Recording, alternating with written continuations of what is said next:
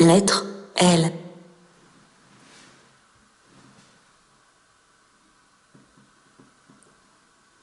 Labdako. Le nom de ce roi de Thèbes, petit-fils de Cadmo et d'Harmonie, père de Laïo et grand-père d'Oedipe, mérite surtout d'être retenu par ce qu'il a été employé pour désigner, sous le nom patronymique de l'Abdacide, les célèbres héros et héroïnes thébains, Oedipe Polynice, Éthéocle, Antigone, Ismène. On sait, par ailleurs, peu de choses sur l'Abdako, sinon qu'il ne put régner que fort tard à Thèbes et que sa souveraineté fut marquée par une guerre contre Pandion, roi d'Athènes. Labyrinthe. À l'origine, le labyrinthe, que l'on trouve principalement en Égypte, était un monument souterrain, creusé dans le roc, qui servait généralement de tombe à un grand personnage. Le labyrinthe était conçu comme un ensemble de couloirs compliqués, de voies saines issues et de croisements multiples. Cette coutume semble avoir gagné la Crète, où, dans la légende, le célèbre labyrinthe, construit par Dédale sur ordre du roi Mino, cachait à jamais de la vue des vivants le Minotaure, monstre à corps d'homme et à tête de taureau, conçu par Pasiphae, après ses amours avec un taureau. Le labyrinthe crétois ne se trouvait pas sous terre. Il était construit à ciel ouvert et comprenait une succession de pièces et de couloirs enchevêtrés, disposés avec un désordre savant, et conçus par Dédale. Seul Thésée, aidé par le fil d'Ariane, réussit à trouver le chemin, rejoignit le Minotaure et put tuer le monstre. Le mythe du labyrinthe a été repris d'une manière plus originale par une autre légende, celle du roi Cocalo, qui, pour découvrir Dédale, s'avisa d'offrir une récompense à quiconque pourrait faire passer un fil tout le long de la spirale interne d'une coquille d'escargot. Dédale y réussit en attachant un fil à la patte d'une fourmi, l'insecte s'engagea dans la coquille, en fit plusieurs fois le tour, pour atteindre Senspen avec le fil au bout de ce nouveau labyrinthe. Lacédémon. Roi éponyme du territoire occupé par les Lacédémoniens, Lacédémon épousa Sparta, fille du roi Eurota, et il donna à la capitale de son royaume le nom de sa femme. Il eut pour fils Amycla, qui lui succéda sur le trône, et pour fille Eurydice, l'épouse d'Acrysio, fille d'Abba. Ladon. Dieu fleuve d'Arcadie, affluent de l'Alphée, fille d'Océan et de Thétie, époux de Stymphale et père de Daphné et de Métopée. Sur ses rives, Pan rencontra la nymphe Syrinx et se mit à la poursuivre. Celle-ci se précipita dans le fleuve, qui la métamorphosa en roseau. Le dragon qui veillait sur les pommes d'or des Hespérides porte aussi le nom de Ladon. Laërte. Ce roi d'Ithaque était le fils d'Acrysio, et il avait pris part à l'expédition des Argonautes et à la chasse du sanglier de Calydon. Son épouse Arcisio, la fille d'Autolyco, mit au monde Ulysse. Il mena une vie retirée et triste, pendant la longue absence de son fils. Il vivait toujours lorsque celui-ci revint, mais, rajeuni par Athéna, il put aider Ulysse à se défaire des parents des prétendants massacrés. Laïo. Fille de l'Abdako, roi de Thèbes, Laïo succéda à son père après maintes contestations et épousa Jocaste, selon la tradition des poètes tragiques. L'oracle de Delphes lui ayant prédit que, s'il lui naissait un fils de cette femme, grands seraient les périls qu'il encourait, il chassa loin de sa couche son épouse, sans lui donner de raison. Vexée, celle-ci enivra son mari, le plongeant dans une demi-inconscience, et put ainsi concevoir un fils, Oedipe. Abandonné sur une montagne, Oedipe fut recueilli et élevé par le roi de Corinthe Polybo. Un jour, il rencontra Laïo sur son chemin. Ignorant tous deux leur lien de parenté, ils se disputèrent, et Oedipe tua Laïo, puis, plus tard, épousa la veuve de celui-ci, sa propre mère.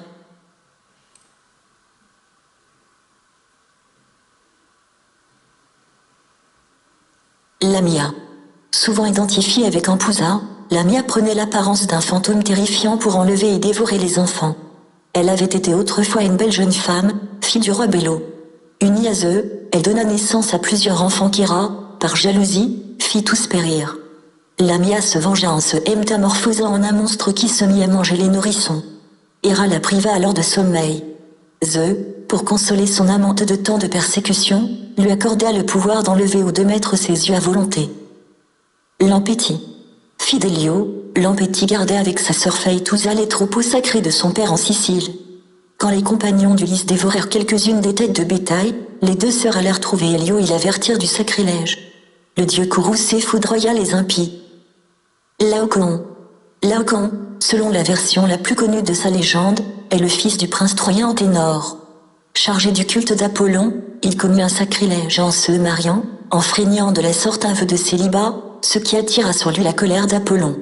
Il jouait un rôle déterminant lors de la chute de Troie et plus particulièrement dans l'épisode du célèbre cheval de bois, contre lequel il lança un javelot, pour montrer à ses concitoyens que ses flancs rendaient le son d'une cavité au s'entrechoquer des armes. Il voulait ainsi les inciter à ne pas introduire dans leur ville cette forteresse camouflée. C'est à ce moment que deux énormes serpents sortirent de la mer et se jetèrent sur le prêtre impie sur ses deux fils, les lacérant et les étouffant de leurs nœuds. Cependant, les Troyens ignoraient tout du sacrilège commis par Laocoon. Ils estimèrent que son refus de faire pénétrer le cheval de bois dans la cité avait, seul, provoqué la colère des dieux. Ils ouvrirent donc tout grandes les portes de leur rempart et précipitèrent, par ce geste malheureux, la ruine de Troie. Laodamie. Cette fille d'Acaste aimait son épaule Protésila avec passion. Lorsqu'elle apprit sa mort survenue devant les murailles de Troie, elle supplia les dieux de lui accorder la permission de revoir son époux seulement pendant 3 heures. Cette faveur lui fut accordée, mais lorsque le court délai imposé se fut écoulé et que Protésila se prépara à descendre pour la seconde fois aux enfers, Laodamie se suicida pour ne pas le quitter. On raconte aussi que Laodamie passait ses nuits à enlacer une statue qui avait la forme de Protésila. Ayant appris la chose, Acaste fit jeter la statue au feu. Laodamie s'élança alors dans les flammes et périt. On connaît sous ce nom une nourrice qui recueillit et sauva Oreste. Une troisième, Laodamie est fille de Bellérophon et elle fut aimée de Zeus et mit au monde un fils, Sarpédon. Laodicée. Fille de Priam et d'Écube, Laodicée fut, selon certains, l'épouse de Téléphe, selon d'autres, la femme d'Hélicaon, fille d'Anténor. Elle avait été la maîtresse d'Acama, et un des fils de Thésée, lorsqu'il était venu à Troie en ambassade et avait donné le jour à un fils, Munito. À la chute de Troie, elle s'enfuit, mais la terre s'entr'ouvrit sous ses pas et les engloutit. Une autre Laodicée, fille de Clytemnestre et d'Agamemnon, est connue par les tragiques grecs sous le nom d'Électre.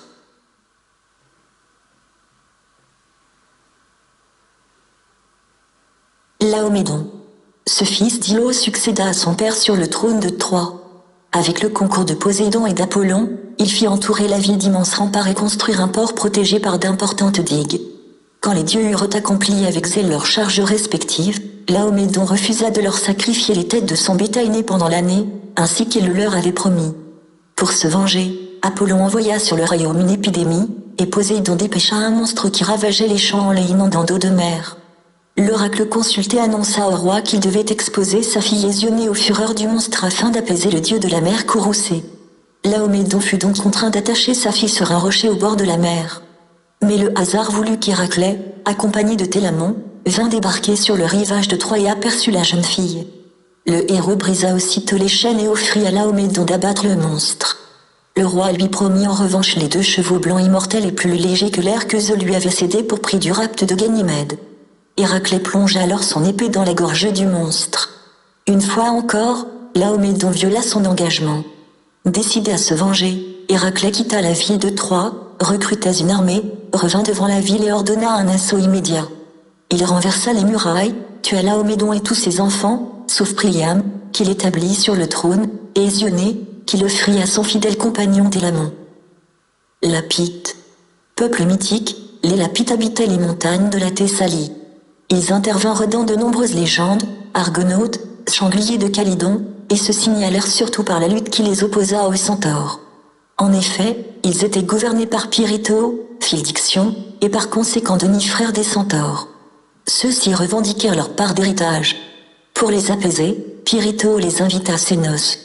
Pris de vin, les centaures attaquèrent les Lapithes, tentèrent de faire violence à Hippodamie, la fiancée de Pirithous, mais finalement furent battus. Lara. Déesse romaine du silence, Lara, parfois surnommée Muta ou Tacita, est l'héroïne d'une légende rapportée par Ovide dans ses Fastes.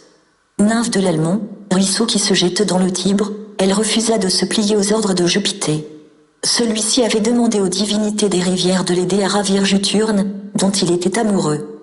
Qui plus est, Lara s'en fut tout raconter des projets galants de Jupiter à Junon et à Juturne. Courroucé, le dieu lui arracha la langue et ordonna à Mercure de conduire cette bavarde aux enfers. En cours de route, le dieu la séduisit et la rendit mère des Lares. Lara est considérée par les Romains à la fois comme la déesse de la médisance et comme une des divinités du silence éternel, la mort. Lare. Dieu romain d'origine étrusque, fille de Mercure et de Lara, Lare incarne l'âme des morts sous la forme d'une petite statuette figurant les traits d'un adolescent. Il protège chaque demeure romaine, transmis de génération en génération. On lui voue un culte minutieux et superstitieux. Aux lards domestiques s'ajoutent les multiples lards publics qui garantissent la sécurité des rues, des champs, des carrefours et les lards de la cité qui sont choisis parmi les dieux romains, ainsi Janus, Diane, Mercure.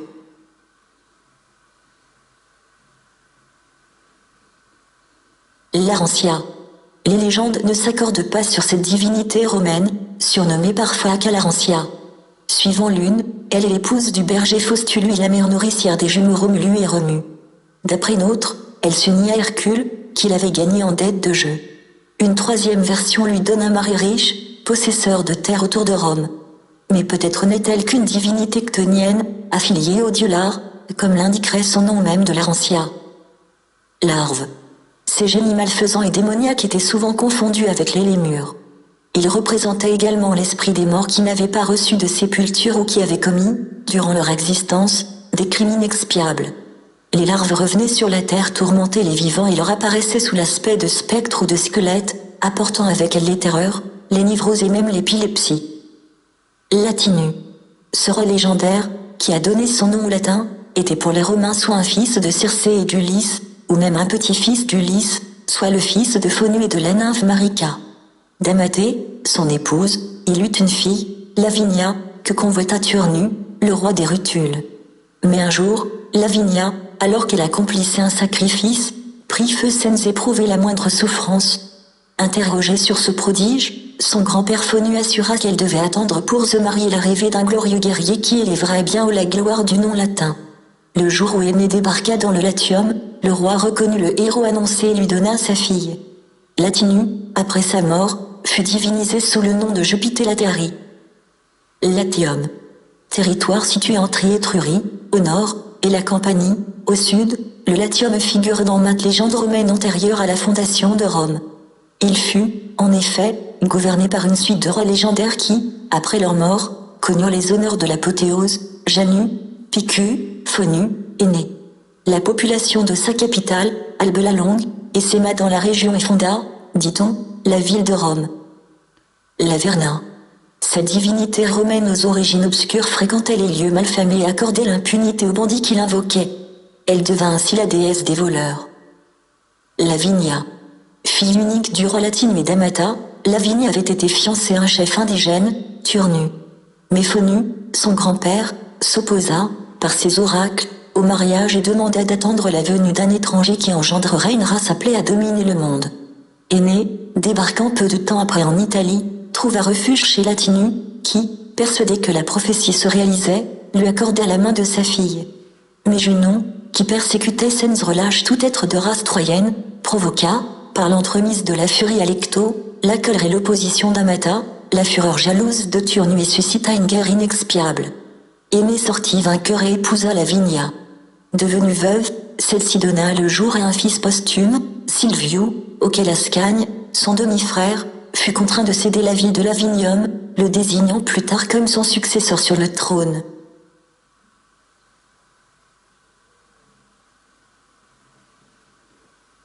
Léandre. Ce jeune homme d'Abydos traversait chaque nuit les Hellespont à la nage pour rejoindre Héro, une prêtresse d'Aphrodite, qui demeurait sur la rive opposée. Elle guidait avec un flambeau le parcours de son amant.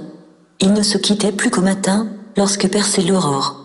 Mais, par une nuit d'orage, la bourrasque souffla la flamme du flambeau. Léandre se perdit dans la noirceur des flots et, à bout de force, se noya. La mer rejeta son corps sur le rivage, où, folle d'inquiétude, Héro l'avait attendu durant des heures. Désespérée, la malheureuse se précipita dans les flots et rejoignit de la sorte, au sein du trépas, son amant infortuné.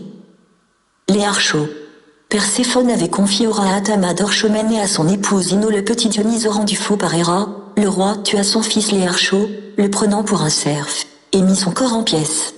On raconte aussi que Léarcho fut tué par mégarde à la place de sa mère Ino. Atama voulait en effet punir son épouse pour avoir persécuté Phrixo et Hélé, les deux enfants qu'il avait eus de Nifilé. Léda. Fille de Thestio, roi d'Étolie, elle vécut à la cour de son père, où elle fit connaissance de Tindar, dépossédé de son royaume de Sparte. Elle l'épousa et lui donna une descendance illustre issue d'Aneuf, Pollux et Hélène, enfants de Zeus, qui avait approché Léda sous la forme d'un cygne, et Castor et Clytemnestre, enfant légitime de Tindar. Lélex. Roi éponyme des Lélèges à Sparte, Lélex eut deux fils, Mila et Polychaon. Le premier fut le père du dieu fleuve Eurota, le second donna au territoire qu'il gouvernait le nom de son épouse, Messénie, parfois considéré aussi comme le grand-père de Téléboa. Lélex serait donc l'ancêtre des Télébouans, les sujets d'Europe-Terre et là. Lemno. L'une des plus fameuses îles de la mer Égée, Lemno, figure dans la mythologie comme le territoire de passage d'un grand nombre de héros, tels les Argonautes et Philoctètes. On pense qu'Héphaïstos y fut précipité lorsque les dieux le disgracièrent. L'île fut peuplée par des Thraces, mais ceux-ci furent massacrés par leurs épouses, maudites par Aphrodite. Hypsipyle, une des leurs, fut choisie comme reine. Lemno fut remarquée par Jason, et les Argonautes s'unirent aux Lemniennes, mais la race Kinaki fut finalement chassée de l'île par les Pélasges. Lémures. Ce sont les spectres malfaisants, inquiets et inquiétants, des morts, qui reviennent parfois dans les demeures pour terroriser les vivants. Afin de les apaiser, ou plutôt de les mettre en fuite, les Romains célébraient la tête dite le Muria. On jetait aux lémures des fèves noires, et l'on frappait, durant toute une nuit, sur des vases d'airain, pour les effrayer. Pendant cette fête, tous les temples étaient fermés et les mariages interdits. L'estrigon. Ayant fait escale au sud de l'Italie, dans un port que l'on identifie généralement avec la ville de Formie, en Campanie, Ulysse et ses compagnons furent attaqués par les Lestrigons, géants anthropophages, qui leur jetèrent des pierres et coulèrent presque tous leurs navires. Le roi d'Ithaque put leur échapper, mais un grand nombre des navigateurs qui l'accompagnaient furent cueillis par les immenses mains des Lestrigons et dévorés.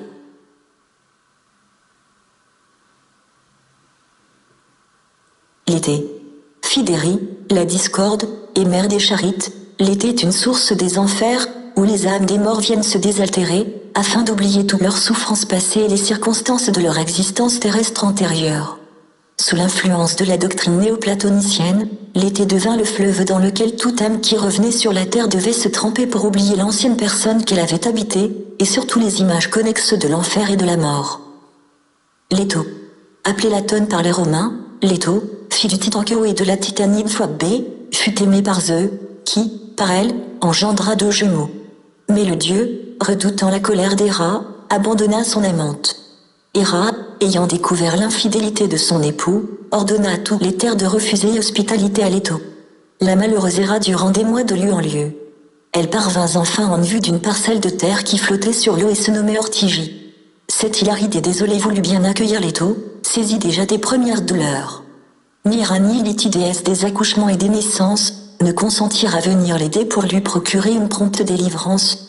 Ce qui fait que l'infortunée souffrit 9 jours et 9 nuits, elle ne mit pas au monde ses deux divins enfants, Apollon et Artémie, avant l'arrivée d'Iliti, qui s'était laissé fléchir. C'est alors qu'Ortygie fut fixée au fond de la mer par 4 colonnes et que la végétation, les fleurs commencèrent à percer la croûte aride de son sol. Elle prit le nom de Délo, la brillante, et devint une des îles les plus célèbres et les plus fertiles des Cyclades.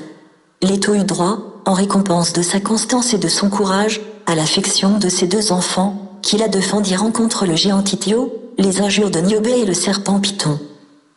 Leucippe. Ce fils de Nomao, pour mieux approcher Daphné, qui l'aimait, se déguisa en femme. Mais sa ruse fut découverte, et les nymphes le mirent en pièces, où, suivant une autre version, il fut enlevé par les dieux. On connaît également Leucippe, fille de Périère et le Messénie époux de Philodicée, fille du dieu fleuve Inacho. Il eut 3 filles, Phoebe et Hiléra, fiancée à Ida et Lyncée enlevée par les Dioscures, et Arsinoé, la dernière, qui fut l'amante d'Apollon et Cens doute la mère d'Asclépio. Ce Leucippe donna son nom à la ville de Leuctre. Leucothea. C'est le nom porté par Ino après son accession au rang des divinités marines. Elle était la fille de Cadmo et d'Harmonie et la sœur de Sémélé, mère de Dionyso. Atama, roi de Thèbes, avait répudié Nifélé, dont il avait eu 2 enfants, Phrixo et Hélé, pour pouvoir l'épouser. Elle lui donna 2 fils, Liarcho et Mélicerte. Craignant que les enfants du premier lit ne régnassent à la place de ses propres fils, Leucothea, en grillant les graines de semences, attira sur Thèbes une famine épouvantable. Ayant ensuite soudoyé l'oracle, elle fit proclamer par toute la cité que les dieux exigeaient le sacrifice de Phrixo. Celui-ci eut juste le temps de s'enfuir avec sa sœur. Mais la malédiction devait s'abattre sur les 2 époux, pour les châtier d'avoir élevé le petit Dionyso, fils adultérin de Zeus. Héra les rendit fous tous les 2. Le prenant pour une bête sauvage, Atama tua son propre fils Léarcho. Le côté A, pour sa part, jeta Amélie certes dans un chaudron rempli d'eau bouillante et se précipita dans la mer avec le cadavre de son enfant. Alors la colère des dieux s'apaisa. Le côté A devint une divinité marine à la couleur blanche, semblable à celle de l'embrun. Elle obtint quelques pouvoirs pour apaiser les tempêtes et fut identifiée par les Romains avec la déesse Matuta. Son fils fut également vénéré à l'égal d'un dieu et associé au dieu romain Portunu, gardien des ports.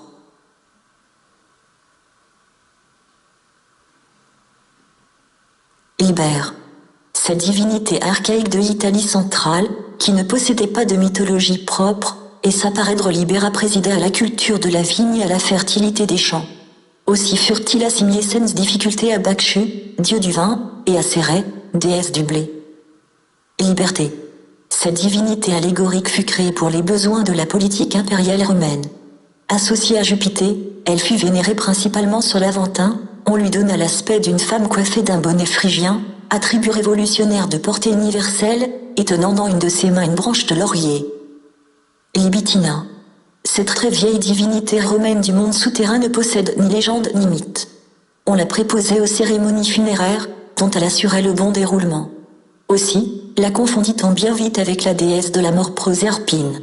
Par suite d'une étymologie erronée, on la rapprocha de libido, la passion, et elle devint une auxiliaire de Vénus. Licha. Compagnon d'Héraclès, Licha fut chargée par Déjanire d'apporter la tunique de Nessus à son maître, qui devait la revêtir au moment d'accomplir un sacrifice à Zeus. L'ayant mise, Héraclès sentit tout son corps se consumer. Fou de douleur, renversant les autels, déracinant les arbres, il injuria Licha, terrifié, qui tenta de se disculper. Héraclès ne l'écouta pas, le saisit par un pied, le fit tournoyer au-dessus de sa tête et le précipita dans la mer Eubée. Là, le malheureux fut métamorphosé en île rocheuse, l'Élichade. Lycimnio. Fils d'Électrion et d'une esclave, Média, Lycimnio accompagna, après la mort de son père, Amphitryon et sa demi-sœur Alcmène à Thèbes, où il se maria avec Pyrémédée, sœur d'Amphitryon, qui lui donna 3 fils, Euno, Argéio et Méla, qui accompagnèrent tous 3 Héraclès dans quelques-unes de ses expéditions. Le premier fut tué à Sparte par les fils d'Hippocampe, les 2 autres furent massacrés au cours d'un raid en Euchalie, contre le roi Euryto. Après la mort d'Héraclès, dont il était l'oncle, Lycimnio fut pourchassé, avec les Héraclides, par Eurysthée et tenta de s'installer, en vain, dans le Péloponnèse. On raconte que les Polémos, un Héraclide, voulut battre une de ses esclaves avec un bâton, mais frappa par mégarde Lycimnio, qui s'était interposé, et le tua. Lino. Il semble qu'à l'origine, le lino soit une sorte de chant de deuil. Mais, peu à peu, le lino s'est personnifié. Suivant une tradition d'Argolide, Psamatée, la fille du roi Crotopo, avait eu d'Apollon un fils, Lino. Craignant le courroux de son père, elle exposa l'enfant. Des bergers le recueillirent, mais, peu après, il fut dévoré par des chiens. Psamatée ne put cacher sa douleur et découvrit ainsi sa faute. Furieux, son père la fit mettre à mort. Ce double crime entraîna la colère d'Apollon, qui châtia la cité d'Argo en envoyant une harpie, puis la peste. Interrogé, l'oracle de Delphes ordonna aux Argiens d'établir un culte à la mémoire et en l'honneur de Lino et de Psamatée. Aussitôt, l'épidémie cessa. En Béotie, une autre légende donna à Lino une muse pour mère. Excellent musicien, il avait été chargé d'instruire Héraclès. Mais un jour que Lino s'était permis de réprimander son élève indocile, le héros tua son maître. On racontait encore que Lino avait eu l'imprudence de rivaliser avec Apollon en prétendant qu'il jouait mieux de la lyre que le dieu. Ce dernier, courroucé, l'aurait tué pour le punir de son insolente vanité. Loti. Cette nymphe parvint toujours à échapper au dieu Priape, qui cherchait à la séduire par surprise. Elle fut ainsi sauvée par le braiement de l'âne de Silène, qui lui permit de s'enfuir au moment où le dieu s'approchait d'elle. Un jour où elle allait succomber à Priape, elle se métamorphosa en un arbuste, le lotus.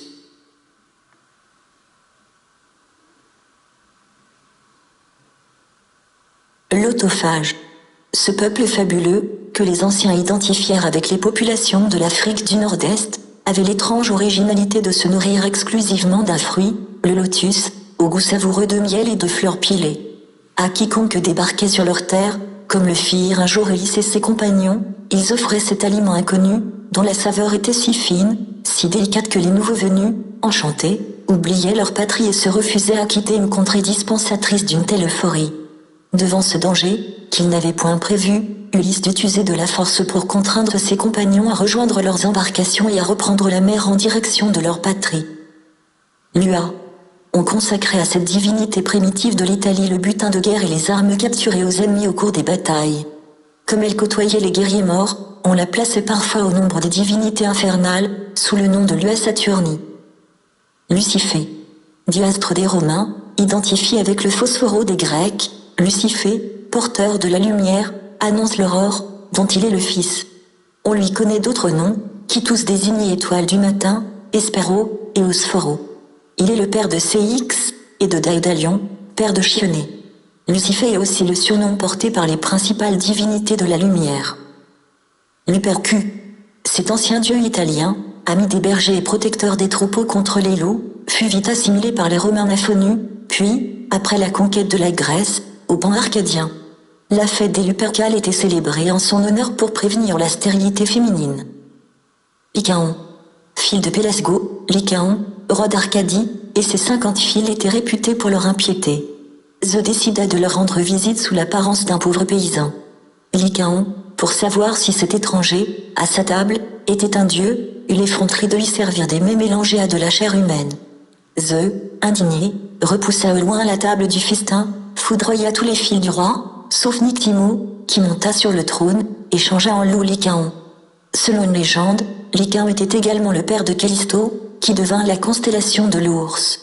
Fils de Priam, un autre Lycaon fut surpris dans le jardin de son père Parachi, qui le fit prisonnier. Patrocle vendit Lycaon à Lemno, mais Hésiondambre le racheta, et le prince regagna secrètement Troie pour périr de la main même d'Achille 12 jours plus tard. Lycomède. Roi de l'île de Syro, Lycomède reçut Achille qui, déguisé en femme, tentait, sur les conseils de sa mère Thétie, de ne pas partir pour Troie. Là, Achille de Déidamie, la fille de Lycomède, un fils célèbre, Néoptolème. On retrouve ce roi dans la légende athénienne sur Thésée. Quand le héros parvint à Syro, Lycomède le reçut avec beaucoup de faste. Mais craignant que son hôte ne lui ravît son royaume, il le fit monter en haut d'une falaise et le poussa dans le vide. Pico. Fils de Cadmo, roi de Thèbes, Pico fut mis à mort avec son épouse Dircée par Amphion et Zéto pour le mauvais traitement que le couple avait fait subir à Antiope. Un autre Lyco, fils de Pandion, fut banni du royaume d'Athènes par son frère Égée et trouva refuge en Messénie. Devenu grand prêtre des déesses Déméter et Perséphone, il s'initia à leur mystère et reçut le don de prophétie. Mais on dit aussi qu'il émigra dans ce pays d'Asie mineure qui lui doit son nom. La Lycie, un troisième Lyco, roi des Mariandyniens, reçut l'aide d'Héraclès. Grâce à lui, put s'emparer du royaume des Bébris.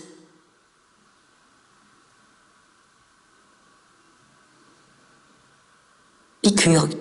Lorsque Dionyso arriva en Thrace avec son cortège de bacchantes et de fidèles, il fut attaqué par Lycurgue, roi des Édoniens, qui captura l'armée du dieu et obligea celui-ci à s'enfuir et à se réfugier dans la mer, au fond de la grotte de Thétie. L'impiété du roi méritait un châtiment. Les dieux aidèrent les bacchantes prisonnières à briser leurs chaînes et frappèrent Lycurgue de démence. Le malheureux mit accent aigu mort son fils Dria à coups de hache, pensant abattre un plant de vigne. Devant l'horreur de ce crime, la terre de Thrace devint stérile. Un oracle demanda aux Édoniens de tuer le roi. On attacha Lycurgue à 4 chevaux sauvages, qui l'écartèlèrent et le mirent en pièces. La campagne reverdit à nouveau. Roi de Némée, un autre Lycurgue accueillit les 7 chefs en route pour Thèbes, consentit à leur donner de l'eau, et chargea Hypsipyle de les guider. Lyncée. Fils d'Égypto, Lyncée fut le seul à échapper au massacre de ses frères par les Danaïdes et fut sauvé grâce à la complicité de son épouse Hypermnestre. Il s'enfuit d'Argo et attendit sur une colline voisine un signal lumineux pour revenir sain et sauf auprès de sa femme. Les Argiens, chaque année, commémoraient cette légende par une retraite au flambeau. On dit que Lyncée se réconcilie avec son beau-père Danao, mais d'autres légendes laissent entendre que, plus tard, Lyncée tua le roi et régna à accent aigu sa place. Peut-être massacra-t-il toutes ses belles-sœurs pour venger le meurtre de ses frères. Héros de Messénie, frère d'Ida et fils d'Apharès, Lyncée fut un des plus célèbres argonautes. Sa vue était si perçante qu'il voyait dans l'obscurité comme en plein jour. Il fut tué par Pollux, l'un des dioscures. Lynco. Roi de Scythie, Lynco reçut un jour à sa tête Triptolème à qui Déméter avait donné l'ordre d'enseigner à toute la terre l'art de cultiver le blé. Jaloux de ses pouvoirs et de ses dons, le roi voulut tuer son hôte pendant la nuit. Mais Déméter prévint ce geste criminel et changea Lynco en lynx. Lyre. On doit y invention de cet instrument de musique à la muse Polymnie, selon les uns, mais, selon les autres, c'est Hermès, qui, encore nouveau-né, s'échappant de son berceau, buta contre une tortue qu'il tua et tendit 7 cordes sur le creux de la carapace de cet animal. Symbole de la poésie, la lyre est non seulement l'instrument préféré d'Apollon, mais aussi celui des poètes mythiques, tel Orphée, qui put, en la pinçant, charmer les sirènes, et Damiri, qui voulut rivaliser avec les muses punies pour sa vanité, il fut frappé de cécité.